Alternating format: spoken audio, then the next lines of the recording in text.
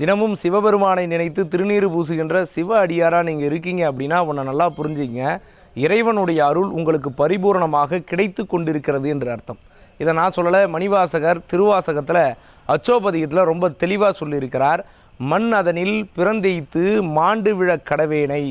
இந்த மண் உலகத்தில் நான் பிறந்து பயனில்லாமல் அழிய போகிறேன், ஆனால் எண்ணமிலா அன்பருளி என்னை ஆண்டிட்டு என் எண்ணத்தில் கூட நினைத்து பார்க்க முடியாத அளவிற்கு இறைவன் எனக்கு அருளை செய்து என்னையும், நல்லா புரிஞ்சுங்க, என்னையும்னு சொல்கிறார். என்னை ஒரு ஆளாக நினச்சி என்னையும் தன் சுண்ண வெந்நீர் அணிவித்து தூய் நெறியே சேரும் வண்ணம் அண்ணல் எனக்கு அருளியவாறு யார் பெறுவார் அச்சோவே.